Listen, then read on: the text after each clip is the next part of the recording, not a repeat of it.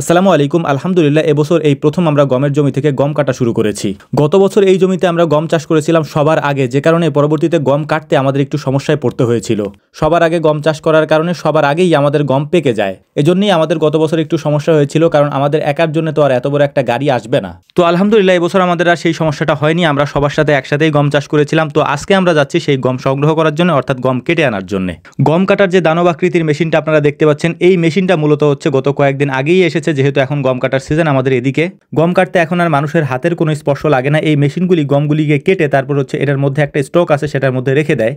এই মেশিন দিয়ে গম কাটার অনেকগুলি সুবিধা রয়েছে, তার মধ্যে অন্যতম হচ্ছে এই মেশিন দিয়ে গম কাটার সাথে সাথে এটা মারাই হয়ে যায়, এবং মারাই হওয়ার পরে একেবারে পরিষ্কারভাবে এটাকে ওরা ঢেলে দেয় হচ্ছে আমাদের এই চটাইয়ের মধ্যে। এখানে আরও একটা সুবিধা হচ্ছে, সেটা হচ্ছে চাটাইতে ঢালার আগে চাইলে আপনি বস্তাবন্দিও করে নিয়ে যেতে পারেন, কিন্তু আমরা বস্তাবন্দি করতেছি না, কারণ এটার মধ্যে বেশ ধুলা আছে। কারণ এখন যেহেতু শুষ্ক মৌসুম, এই ধুলাটা আমরা নিয়ে যেতে চাচ্ছি না। এখান থেকে এই বাতাসের মাধ্যমে ধুলাটা একেবারে উড়িয়ে তারপর আমরা একেবারে ফ্রেশ গমগুলি আমাদের বস্তাবন্দি করে তারপর আমরা আমাদের খামারের দিকে নিয়ে যাবো ইনশাআল্লাহ। খুবই অল্প সময়ের মধ্যে আমাদের গমগুলি কাটা হয়ে গেছে এবং এটা মারাইও করা হয়ে গেছে। এখন এইগুলোকে আমরা আমাদের বস্তার মধ্যে ভরে নিচ্ছিলাম, তারপর ওনাদের টাকাটাও আমরা দিয়ে দেবো ইনশাআল্লাহ। কিন্তু এখানে ছোট্ট একটা সমস্যা আমাদের হয়েছে, আর সেইটা হচ্ছে আমরা যেহেতু পোল্ট্রি মুরগির বস্তা নিয়ে আসছি, অর্থাৎ পোল্ট্রি মুরগির যে নারিশের খাবারের বস্তাগুলো থাকে সেইগুলোর মধ্যে আমরা ভরতেছিলাম। এই বস্তাগুলির সাইজ একটু বড় হওয়াতে আমরা আন্দাজ করতে না পারায় বস্তার মধ্যে এমনিতে একটু বেশি হয়ে গেছে। যেহেতু রোজার দিন এটা বহন করে নিয়ে যাইতে আমাদের একটু কষ্ট হবে এখন। তো ওনাদের টাকাগুলি দিয়ে দিলাম। ওনাদের হচ্ছে যে 12 কাঠা জমিতে আমাদের থেকে টাকা নিয়েছে ওনারা হচ্ছে 1500 টাকার মতো। তো সব কমপ্লিট করার পর আমরা আমাদের ভ্যানে করে এই বস্তাগুলি নিয়ে যাচ্ছিলাম আমাদের খামারের দিকে।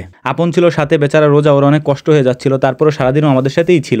বস্তাগুলি নেওয়ার সময় অনেক ভারী মনে হচ্ছিল, কারণ আমরা একটু বেশি বেশি করে বস্তার মধ্যে দেওয়াতে এইটা অনেক বেশি ভারী হয়ে গেছে। এমনি হচ্ছে দুপুর টাইম, এখন প্রায় 1:30টার মতো বাজে। এই সময় এরকম বড় বড় বস্তা নেওয়া আমাদের জন্য একটু কষ্টকর হয়ে যাচ্ছিল। তো যাই হোক, বস্তাগুলি তুলে দিয়েছি হচ্ছে ভ্যানের উপরে, সাথে আপনকেও তুলে দিলাম, কারণ ওকে হাঁটায় আর নিব না, রোজা রেখেছে যেহেতু কষ্ট হয়ে যাচ্ছে। এমনি দুপুর টাইম প্রচন্ড রোদ। আর তাছাড়া আমাদের সাথে দুইটা ভ্যান, একটা হচ্ছে আমাদের ঘাসের ভ্যান আর একটা হচ্ছে আমাদের এই যে গমগুলি আমরা যে ভ্যানে উঠাইছি এই ভ্যান, দুইটা ভ্যান একসাথে নিতে আমাদেরও একটু কষ্ট হচ্ছিল। তো যাই হোক, আলহামদুলিল্লাহ বস্তাগুলি আমরা আমাদের খামারে নিয়ে এসে নামিয়ে রাখলাম।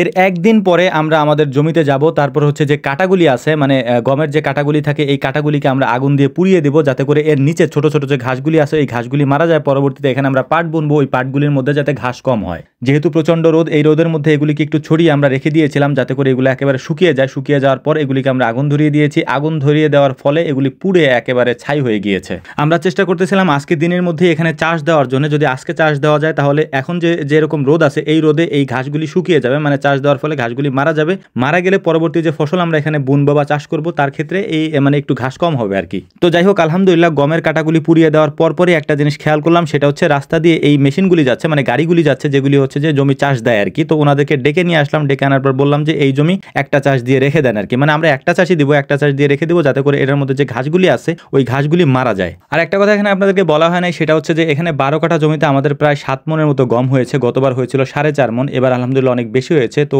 এটা হচ্ছে আল্লাহ তাআলার একটা রহমত। গত বছর আমাদের অনেক ভুল ছিল, মানে একটু ভুল আমাদের ছিল, সেই ভুলগুলো এবার আর হয় নাই, যে কারণে ফসল এবার গতবারের তুলনায় অনেক বেশি হয়েছে। তো আমাদের জন্য দোয়া করবেন। আসসালামু আলাইকুম রহমতুল্লাহ।